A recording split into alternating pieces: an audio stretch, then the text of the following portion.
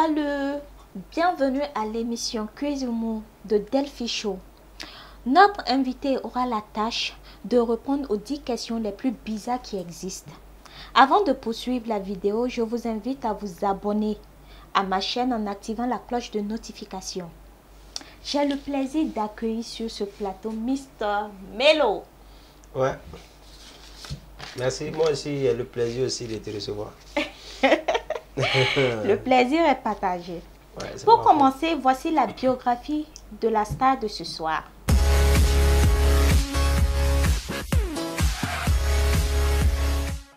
Mr. Melo, de son vrai nom, Mohamed Sidibé, est un artiste, musicien, interprète burkinabé, né en République de la Côte d'Ivoire. Il a été inspiré dès le bas âge par les rythmes mélodieux de sa mère dans les différentes prestations musicales lors des mariages traditionnels comme modernes. D'abord disc joker, c'est-à-dire DJ. Il montre ses preuves sur les platines. Son expérience lui permettra d'enregistrer son premier single, Test, en 2009 intitulé Benga Pisi Pisi. Ensuite, en 2011, il impressionne le monde de la musique ainsi que les mélomanes par son talent et se crée une place au soleil avec le tube à succès Hommage aux étalons, qui a fait la une des médias nationaux. Son nom d'artiste vient de par sa voix douce et captivante. L'artiste puise également son inspiration dans les mélodies de Lokwa Kanza, Phil Collins. Il a déjà été primé sur le plan national à plusieurs reprises et il a déjà fait des prestations à l'international, précisément en Italie. Son dernier single, qui continue de faire vibrer les cœurs, est intitulé Pardon, dont le clip est une merveille. Vous pouvez aller le suivre sur sa chaîne YouTube. Mr. Melo, Oui. dis-nous comment as-tu vécu tout ça? J'ai vu ça comme quelqu'un qui vit son métier parce que, contrairement à ce que les gens pensent, la musique c'est un métier.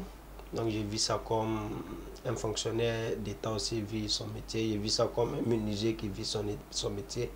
J'ai vu ça aussi comme le professeur qui vit son métier. Ouais. Ok, mais le début n'a pas été difficile? Oui, tout début est difficile, tout début est difficile. Mais voilà, quand tu fais quelque chose par amour, je pense que le reste viendra, quoi. Sinon, tout début est difficile. Ok. Mr. Melo, a-t-il des projets en vue? Oui, j'ai des projets en vue. J'ai un album qui doit sortir bientôt, mon 3e album.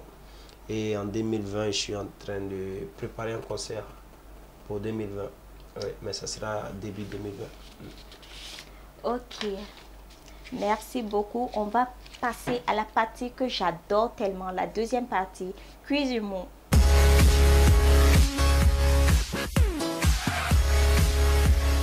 Alors, Melo, tu as la responsabilité de répondre aux 10 questions les plus bizarres qu'on va te poser. Ah ouais, y a pas de problème. Tu es prêt? Ouais, je suis prêt, toujours prêt. Ok, on y va. As-tu déjà volé quelque chose? Tcha. Oui, j'ai déjà volé quelque chose. Quoi? Ça là, c'est quand il était petit, hein. Mais tu peux nous dire? Ouais, souvent les jeunes Togo, les 100 francs de la vieille, pour aller payer les trucs, tu vois, non? Ça, on a déjà volé ça. Celui qui veut dire qu'il n'a pas volé ça, là, faut même pas, il va tenter de nous expliquer ça. Nous tous, on a volé. Voilà. Étant petit, là, nous tous, on a volé. Est-ce que toi-même, tu volais pas poisson dans marmite?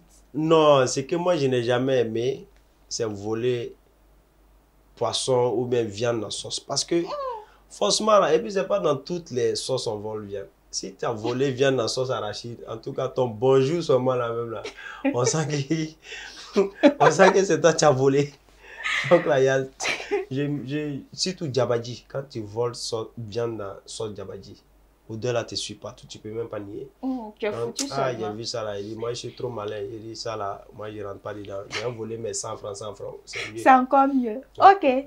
Si tu ne pouvais plus manger qu'un seul plat pour tout le reste de ta vie, ce serait quoi? Du riz et sauce arachide. Ouais. Les gens disent que j'exagère. Mais bon. Mais pourquoi? Ça a quelle particularité? Ça me plaît comme ça, je ne sais même pas.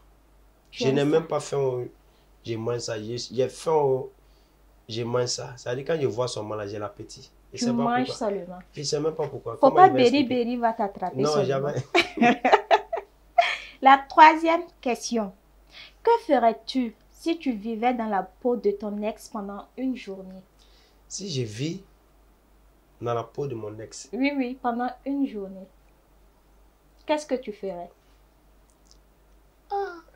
En tout cas, il va l'aider à changer son comportement. Là. Voilà, il va poser de bons actes.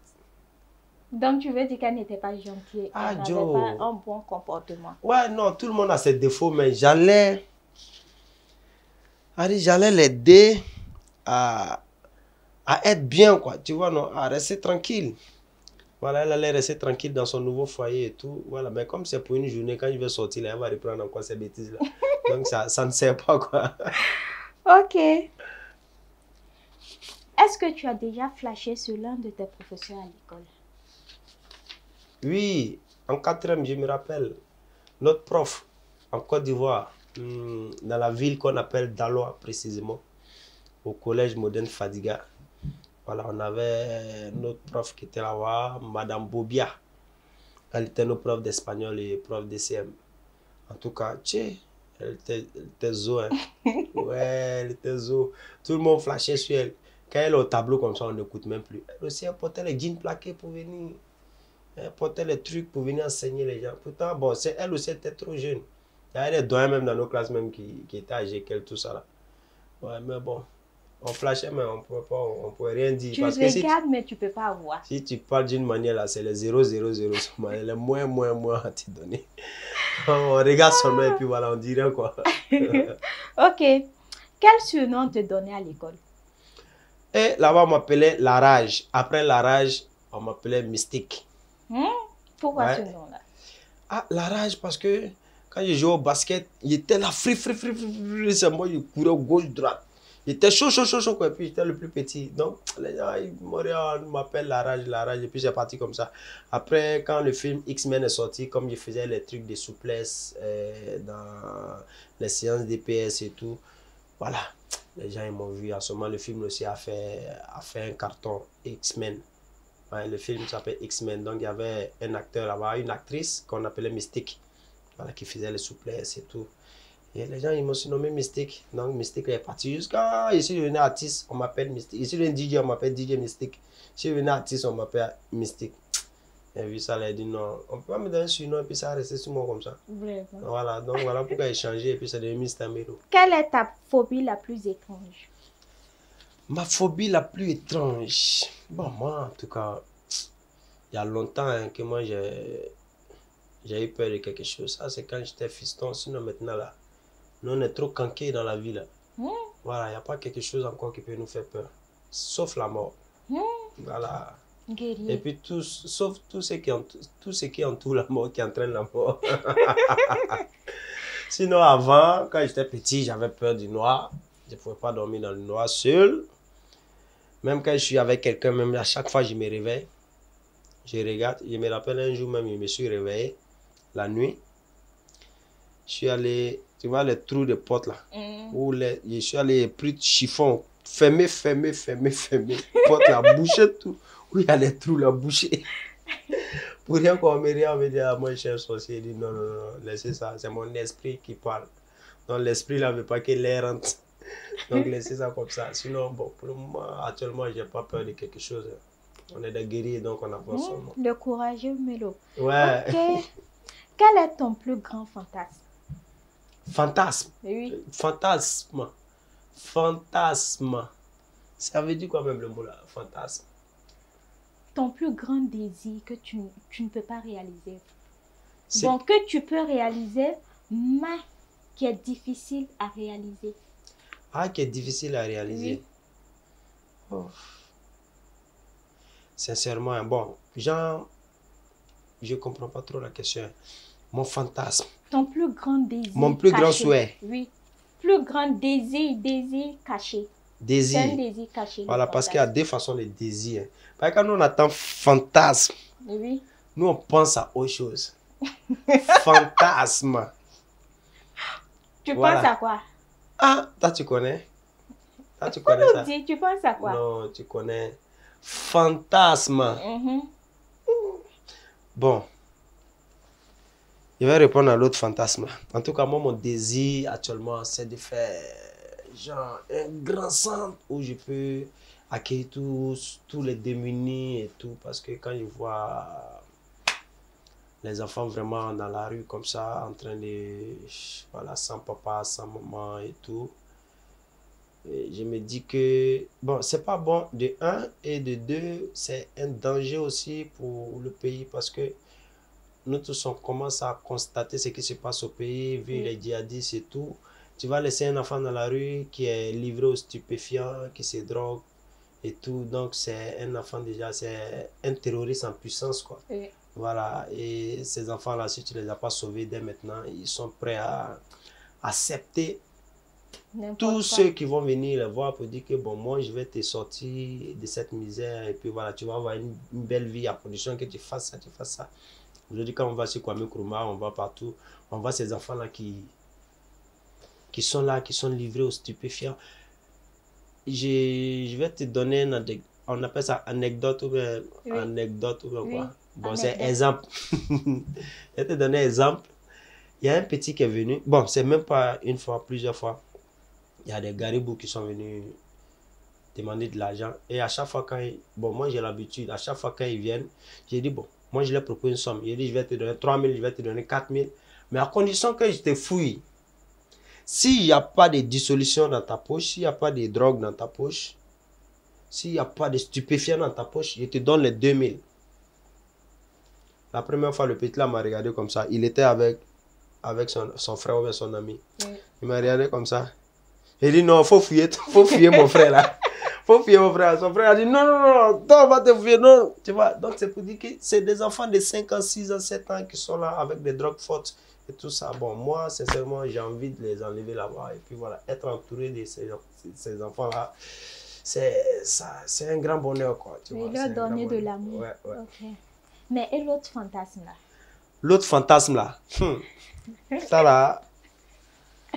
L'autre fantasme là. Ah, il n'y a pas Fanta qui peut expliquer ça maintenant. C'est quand elle sera là qu'on va fantasmer. Sinon, ça, là, on ne peut pas expliquer ça en direct comme ça. Sinon, c'est dangereux. Ok. Quel surnom me donnerais-tu en fonction de ma personnalité ou de l'une de mes caractéristiques physiques? Delphine la tigresse. Donc, je ressemble à une tigresse, quoi. Non, tu ne ressembles pas à une tigresse, mais je vois que tu fonces, tu fonces, tu fonces, tu fonces, tu fonces. Ça, c'est mais voilà, tu fonces, tu ne regardes pas derrière, tu te dis que voilà, tu es sur ton territoire, il faut que tu domines, il faut que tu t'imposes. Et voilà, nous tous, on voit ça, on regarde de loin, on observe, on voit tous les efforts que tu fais. Et voilà, je pense que un tigre, une tigresse, ça finit toujours par y arriver, quoi. Ouais. Merci, c'est gentil, merci beaucoup. Cette question-là, ouais. Tu vas répondre. Tu vas répondre. Ouais, on dit une question sans réponse est une réponse aussi. Est-il gros ou long? Les deux. Les deux? Ouais. Les deux, mais tu vois, on appelle ça comment? On appelle ça... Ça dit, chacun a sa manière de voir les choses. Ça dépend des yeux aussi qu'ils voient. Ça dépend des yeux qu'ils voient. Si les yeux qui voient là n'ont pas l'habitude de voir ce genre de trucs, c'est bizarre. Mais si les yeux aussi qui voient, qui ont l'habitude de voir ça, bon, il y a d'autres qui vont sous-estimer ça. Pourtant, bon, en tout cas, c'est sous-estimable. Ok. Tu as eu ton premier baiser à quel âge? Un premier bisou. Oui. Est-ce que je me rappelle? Est-ce que je me rappelle? Parce que, tu vois, dans les balles de fin d'année avant, à l'école primaire, on s'est caché. On s'est fait les bisous. Donc, je ne sais même pas c'est à quel âge. Mais c'est des bisous innocents, quoi. On se faisait les bisous. Quand tu fais bisous à quelqu'un, oh, c'est ma femme. Et lui a fait bisous. On a fait bisous, c'est ma femme. On s'est frappé, mais on s'est dit, mais est-ce que toi, tu as fait bisous? Est-ce que toi, tu l'as fait bisous? Il a dit, oui, tu le jure, il a fait bisous. Donc, c'est comme ça, c'est les petits bisous. Mais il n'y a rien de grave dedans, quoi. Et je pense que c'était CE2 ou CM1 comme ça. Ouais. Ok. Merci d'avoir répondu présent à notre invitation. Merci Merci. vraiment. Merci à toi et puis bon vent à l'émission, bon vent à tous tes projets. Ok, merci Mm. beaucoup.